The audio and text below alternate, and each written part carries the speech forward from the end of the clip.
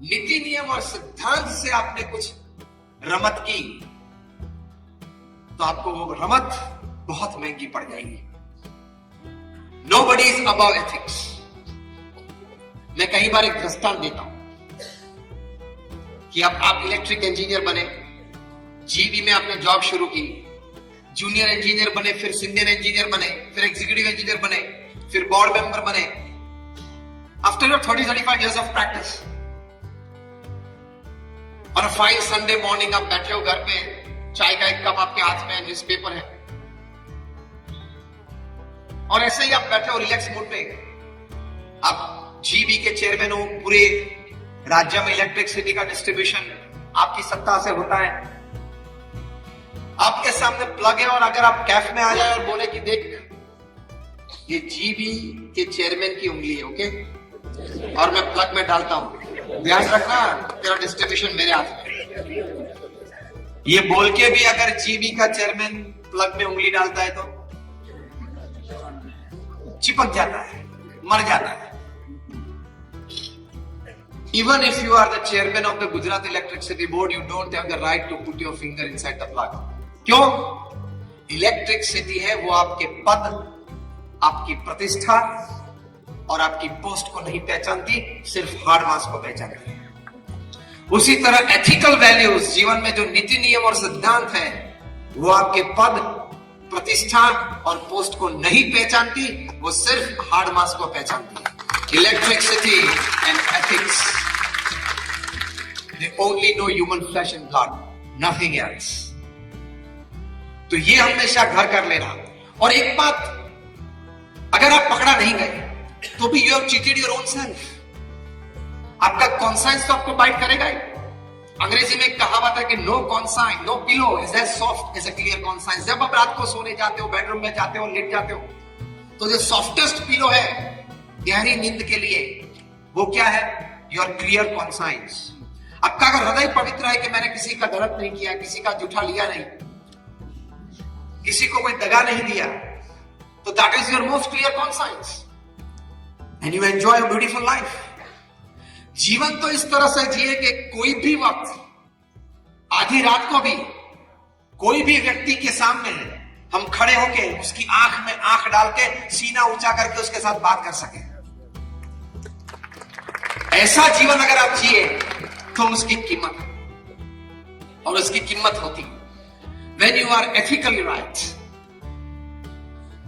when you have a very clear, high and a pious thought, तो उससे आपकी एक पर्सनैलिटी अगर अलग बनती है, आपका कैरेक्टर वो भी एक अलग बनता है। आपकी पर्सनैलिटी, आपके कैरेक्टर, उसके लिए आपको कोई क्लासेस या ट्यूशन करने की जरूरत नहीं पड़ेगी। आप विचार ऊंचे, स्पष्ट और पवित्र रखें, और जो भी व्यवसाय आप करते हैं उसमें नीतिमत्ता और प्रामाणिकता रखें, फिर आप परिणाम देखना। बिजनेस के लिए आपको दौड़ना नहीं पड़ेगा, बिजनेस आपके पास आएगा। व्यक्तियों के लिए आपको दौड़ना नहीं पड़ेगा, व्यक्ति आपके पास है। प्रमुख स्वामी महाराज कभी दौड़े नहीं व्यक्तियों के लिए, वे सिर्फ 5 कक्षा पास थे, लेकिन इस जीवन भावना से जीते थे, सबका भला हो, अन्यों के उत्कर्ष में हमारा उत्कर्ष वे कहा करते थे, अन्य के सुख में हमारा सुख वे कहा करते थे। और उसी प्रकार से वे जीवन जिए। तो हम 1200 संत उनके पास आए और उनके हाथों से दीक्षा ली। हम जो 1200 संत हैं उसमें 750 से भी ज्यादा संत graduates, post graduates, chartered accountants, doctors और इंजीनियर्स हैं। और उनमें से हमारे 150 से भी ज्यादा संत बॉर्न अमेरिकन और ब्रिटिश सिटीजन हैं। उनमें से हमारे 50 से भी ज्यादा संत इंस्टीट्यूट्स में पढ़े हैं, Stanford, Harvard, Carnegie Mellon, Yale, Kellogg, Cambridge, ऐसी यूनिवर्सिटीज में। कहीं हमारे संत हैं वो 22-25 साल की उम्र में $1.5 लाख, $2 लाख की तनख्वाह छोड़ के आए। ये तो मैंने आपको इसलिए बताया कि आपको ये न लगे कि कुछ जमा नहीं होगा संसार में, इसलिए यहां चल पड़े। कुछ जमा नहीं होगा, कुछ ठीक नहीं लगा होगा, कुछ जॉब नहीं मिलती होगी, तो सोच लिया कि चलो ये भगवे कपड़े पहन ले, संन्यास ले ले, तो कुछ 2 दिन में कुछ रोटी मोटी मिल जाएगी। ऐसा नहीं। और हम लोग जो ये बात करते हैं, जो हमारी पूरी संस्था के संचालन में हम सब संत जुड़े हुए हैं, हमारी हॉस्पिटल्स, हॉस्टल, स्कूल्स और कॉलेजेस हम चलाते हैं। So we know what is management, we know what is administration, we know what is HR, we know what is system. वो भी काम करते हैं और ये भी काम करते हैं। पूरा दिन वो काम करते हैं और शाम को ये प्रेरणा देने की काम करते हैं। दोनों अगर की बात है। मैं ये बात करता था कि आपके विचार ऊंचे, स्पष्ट और पवित्र रखेंगे और आपके कार्यवाही में आप नीतिमत्ता और प्रामाणिकता रखेंगे। Resources have to come to you, people have to come to you, money has to come to you. You become a natural object of attraction. आपकी पर्सनैलिटी, आपका कैरेक्टर कोई और कक्षा पे पहुंच जाएगा। गांधी जी को संकल्प था कि निस्वार्थ भाव से भारत को स्वतंत्रता देनी, और उनका भाव निस्वार्थ था। किस बात से प्रूव हुआ कि स्वतंत्रता के बाद उन्होंने प्राइम मिनिस्टर की पदवी नहीं ली। अगर वे चाहते तो बैठ सकते थे, सब सहमत थे, लेकिन नहीं ली उससे। ये बात आज हम कह सकते हैं कि उनकी भावनाएं निस्वार्थ थी। तो ये विचार से, ये प्रवृत्ति से, नीतिमत्ता से काम करते थे। उनकी पर्सनैलिटी कैसी थी? सरदार वल्लभ भाई पटेल ये नीतिमत्ता और विचार से काम करते थे, तो उनकी पर्सनैलिटी और कैरेक्टर क्या थे? इंग्लैंड के प्रधानमंत्री दूसरे विश्व युद्ध में थे, विंस्टन चर्चिल। उनको बोलते हैं वॉर टाइम प्राइम मिनिस्टर। और एक घटना ऐसी बनी थी कि हिटलर ने जर्मनी से 300 वॉर प्लेन भेज दिए थे लंदन पे, और पूरे लंदन पे कारपेट बॉम्बिंग किया था। कारपेट बॉम्बिंग मतलब यहां एक बॉम्ब गिरा, उसकी इफेक्ट जहां तक हो उसके पहले दूसरा बॉम्ब गिरता है।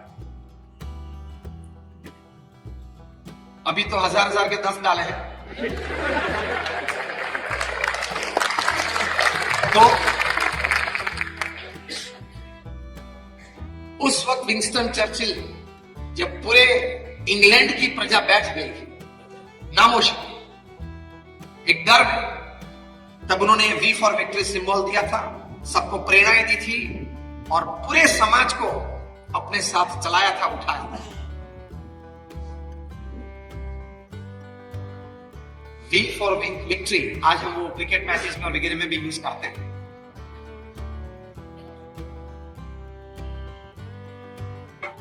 फिर हमारी मैचेस होती है, कोई प्रसंग होता है, हमारे फैमिली में कोई घटनाएं बनती है, तो हम वी फॉर विक्ट्री करते हैं।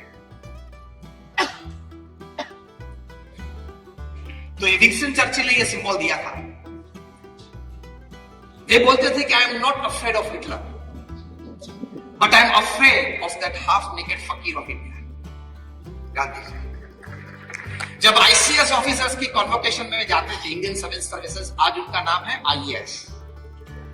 आईसीएस ऑफिसर्स जो 22-25 साल के लड़के हैं, बड़े प्रभावशाली व्यक्तित्व वाले होते हैं, डायनामिक होते हैं। उनके कॉन्वोकेशन डे में जब विंस्टन चर्चिल जाते थे, तब उनको बोलते थे कि अब आप भारत जाएंगे, बड़े बड़े प्रोविंस के गवर्नर आप बनोगे, बड़ी सत्ता आपकी रहेगी, कहीं बड़े काम आप करेंगे, लेकिन एक काम मत करना। तो ये बोलते थे, कौन सा काम हमें नहीं करना है? Are we not entitled and authorized to do everything? तो क्या? You are entitled, you are authorized to do everything, but don't do one thing. वे बोलते थे क्या? तब विंस्टन चर्चिल बोलते थे, don't talk to Gandhi and Sardar. Bharat में जाके आप गांधी और सरदार से बात मत करना, बाकी आपको जो मन चाहे वो करना। तो ये लोग बोलते थे, भाई क्यों? ये दोनों कौन है, क्यों से बात नहीं करनी है? तब विंस्टन चर्चिल बोलते थे कि ये दोनों के विचार इतने स्पष्ट, ऊंचे और पवित्र है, उनका जीवन इतना पवित्र है, अपने कार्य में वे नीतिमत्ता और प्रामाणिकता को कभी उन्होंने छोड़ा नहीं, बड़ी एथिकल वैल्यूज से वे काम करते हैं। तो उनकी जो पर्सनैलिटी है, उनका जो कैरेक्टर है, वे इतना पावरफुल और ओवर पावरिंग है कि 10 मिनट की मीटिंग अक्रॉस द टेबल, और वे एक पेज आपके मुंह पे फेंकेंगे और बोलेंगे साइन इट। आप दब जाओगे उनकी पर्सनैलिटी के नीचे, and you will sign a blank paper, they will write the text after that. आप ब्लैंक पेपर पे आप साइन कर दोगे और बाकी टेक्स्ट वे बाद में लिखेंगे। इतनी पावरफुल दोनों पर्सनैलिटीज है। मतलब भारत जाने के बाद आप ये गर्व मत रखना कि मैं आईसीएस हूं, जो काम करना है करना, ये काम मत करना। तो आपकी पर्सनैलिटी और कैरेक्टर इससे पावरफुल बनता है। और जब आप इस वजह से, इस कारण से अपनी पर्सनैलिटी और कैरेक्टर डेवलप करते हो, तो आ जाते हैं लोग, आ जाते हैं व्यवस्थाएं, आ जाती है समृद्धियां, आ जाती है। गांधी जी को संकल्प हुआ कि कांग्रेस के लिए, जब भारत की स्वतंत्रता लड़ाई चल रही थी, पैसे की जरूरत है, उन्होंने अपील की कि हर एक भारतीय 1 रुपया डोनेशन करे। उस वक्त तो मोबाइल फोन थे भी नहीं, ये भी लैंडलाइन नहीं थे, मतलब व्हाट्सएप तो था ही नहीं, मेल्स था नहीं। करोड़ों का ये उपदेश गया आगे, और आपको जान के ताज्जुब होगा कि विद इन 72 आवर्स, 3 दिन में भारत के कोने कोने में से लोगों ने 1 रुपया दिया और 40 करोड़ रुपए दिल्ली पहुंच गए इन 3 डेज। वो गांधी जी के वचन पे, उनका नाम लेके कोई घर घर जाता, छोटे से गांव में भी, रिमोट विलेजेस में, कि गांधी जी ने ये कहा, उनके नाम से लोग 1 रुपया दे देते। क्या पर्सनालिटी होगी, क्या कैरेक्टर होगा।